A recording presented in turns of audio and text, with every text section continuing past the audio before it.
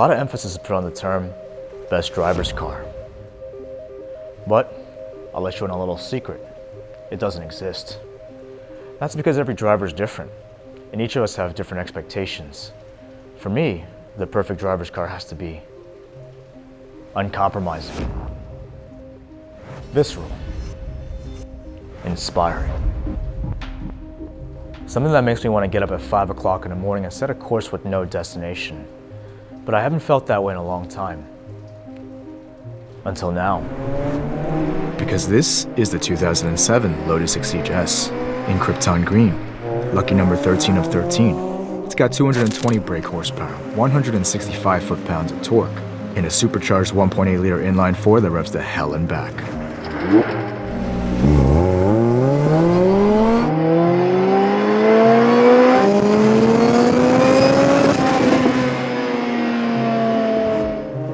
And honestly, I can't think of a better way to spend $50,000. Well, I can, but you know what I mean. But this is 2020 and there are a bunch of great sports cars out there today. Yet somehow I still feel like this is one of the most hardcore street legal track toys you can buy. Why do you ask? Well, for starters, this is the most luxurious trim. And what that gets you is the touring package. And what the touring package gets you is power windows, a few stitches of leather, and a radio. But let's take a look at that interior. Amazing, right? It's got no power steering. They only come in 6-speed manual. I think there's a cup holder back there somewhere. Plus, traction control is an optional extra. But it's such a primitive system that you might as well not even have it at all. Plus, this thing is crazy light. It's listed at 2,077 pounds. That's like half the weight of the Stinger GTS we just drove. Now, you can argue that the Ariel Atom is more hardcore, and that's pretty true. The 3S is basically an F1 car in disguise, but the truth is that they're only street legal in a handful of states, and registering one kind of depends on which side of the bed your DMV agent woke up on. And then there's the 911 GT3 RS, which is arguably a better and faster car in every way, but it costs 4 times as much. It comes in dual clutch PDK. It's got a bunch of electronics helping you out. And if we compare the interior on the two,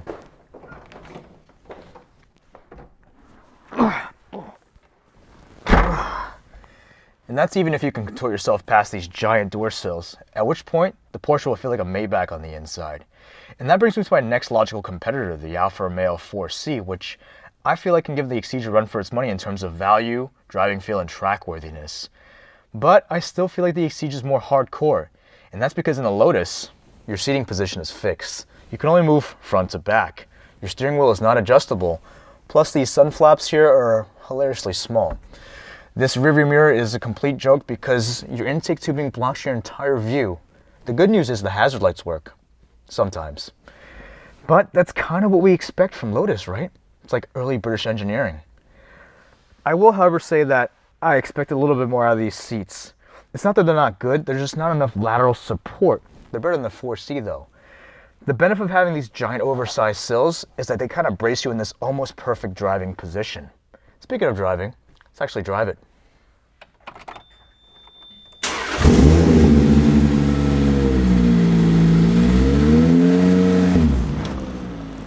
I'll start with the acceleration test. I don't think there's any launch control, and even if there was, I can't imagine it'd be any use. So we'll just take it easy and do a light launch from about 3,000 revs. Here we go.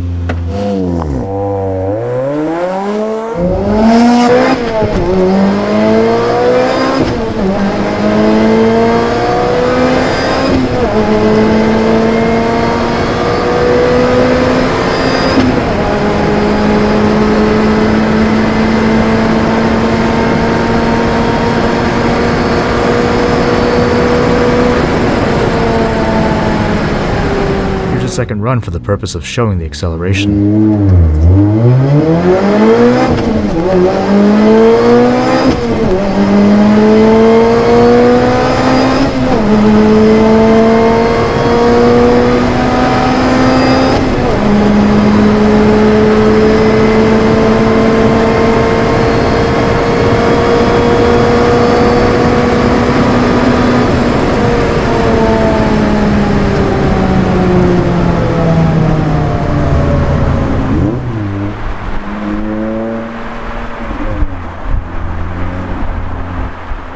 Make no mistake, there's absolutely no substitute for this car, period.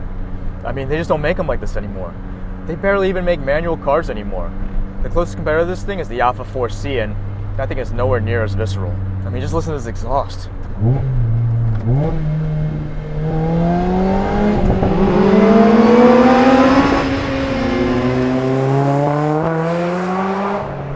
That's the factory exhaust. Listen, I'm all about making a dramatic entrance, but I'm scared to even think what a race exhaust would sound like on this thing.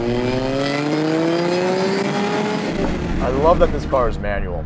I mean, Lotus does give the awards the option of having a 6-speed automatic, but there's absolutely no reason to buy a Lotus in auto. Although this gearbox isn't exactly the best. The throws are long, there's a bit of slop in the gears, and the factory cables are known to fail. It just doesn't have that satisfying pulse action feeling that you would get in a gated Gallardo or a C706 or even like one of those newer Mustangs. You could fix it with aftermarket cables, but it's still not as satisfying. This pedal box is interesting though. There's not a lot of space down there, and everything is pretty close together. It's a bit annoying for anybody with big feet or if you're not wearing racing shoes. But if you can do it, it's a joy to heel toe.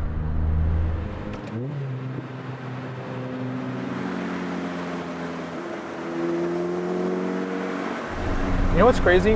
I've been in this car like 4 or 5 hours now, and I haven't really left the car.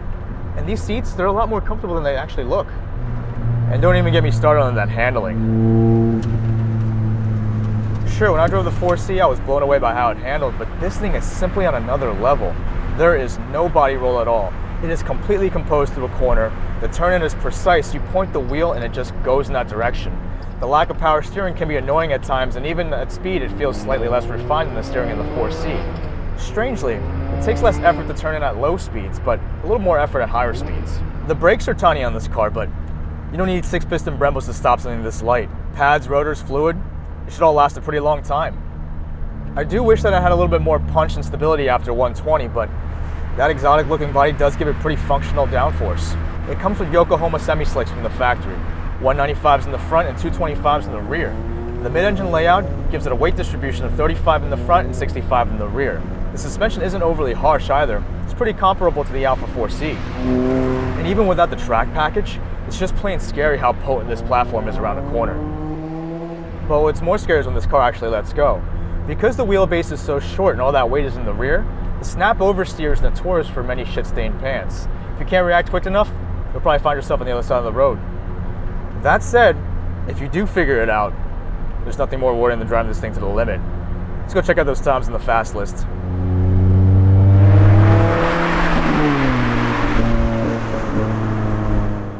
Just to be clear, I know this car isn't meant for straight line stuff, but it's the dead of winter right now and I've got nothing better to do, so bear with me here. I'll start with every keyboard racer's favorite, the real life 0 to 60, which happened in 4.98 seconds, and 0 to 100 in 11.99. Nowhere near as fast as the manufacturer claims, but then again I'm not dumping the clutch at 6 grand and power shifting a red line. So keep that in mind, knowing that this car is potentially a few tenths faster all around. Now the quarter mile is a little bit more normal, 13.45 at 106.14 miles per hour. The trap speed shows me that I could probably get a better time if I launched the car properly. A higher trap of 107 miles per hour is not out of the question either. But here's our own 40 to 100 test, 8.69 seconds, which is marginally slower than an Alfa 4C, and really, that could be a driver's race. Still impressive for a 12-year-old car though. Sadly, I don't have any 60 to 130 data on the 4C, but the Exige S did it in 18.17 seconds, which is painfully slow. And I suspect that to be the result of a ridiculously long 5th gear. However, based on the numbers, the Exige is extremely quick up to the top of 4th gear, which is about 115 miles per hour. But basically it hits a wall once you upshift. If you're a cool kid and you like racing past a quarter mile, here's the standing half mile time. 21.31 seconds at 123.97 miles per hour. It could be worse, I guess. You could be driving my wife's Mazda CX-3. At the end of the day, these numbers are pretty conservative. And what really matters though, is a lap time. And hopefully I'll get that when the weather warms up. Honestly, I could stare at this thing all day. But aside from being a flashy color and relatively rare, the Exige doesn't have a tremendous amount of road presence when you put it next to a modern sports car. At 150 inches long, it's 7 inches shorter than a 4C, 10 inches shorter than my Abarth 124, and it looks like a toy next to my C706. But I don't care because it's the uncompromising nature of the car that attracts me to it. It's not the car that you buy to flex on your friends or drive on a night out. That's what Lambos and Ferraris are for. This is the car you buy for yourself to truly experience the joy of driving.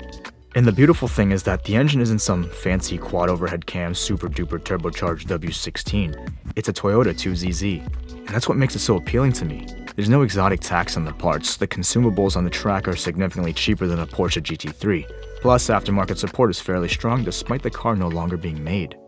There are so many things that make this the perfect driver's car for me. It looks exotic, it sounds amazing, it handles like a go-kart, and it makes you feel completely connected to the inputs. On top of that, it has almost limitless potential. Driving all these different cars on the channel has made me jaded in a way. You might be faster in a Porsche GT3. You'll probably be more comfortable in a Nissan GT-R, and you could carry more stuff in a BMW M3, but those are all compromise cars. The Lotus Exige doesn't conform to anything except for being a raw track car that you can put plates on. See, I got my license right around when the Exige came to the US, and I've been infatuated with them ever since. It only took me about 12 years to finally drive one, but it was damn well worth the wait. I can only imagine the consequences if I accidentally bought one. Hey guys, if you're curious about that NEDC sticker on the top of the windshield, that stands for Northeast Drivers Club, and that's the car club that I'm in. One of the founders, Jason, is the one who hooked me up with this gorgeous Lotus, so thanks for that opportunity. First time on the channel? Don't forget to check out some of my other stuff. I produce all sorts of cool content with performance cars and acceleration tests, so if that's your jam, be sure to hit that subscribe button and ring that bell icon for new episodes every Thursday. Thanks for watching.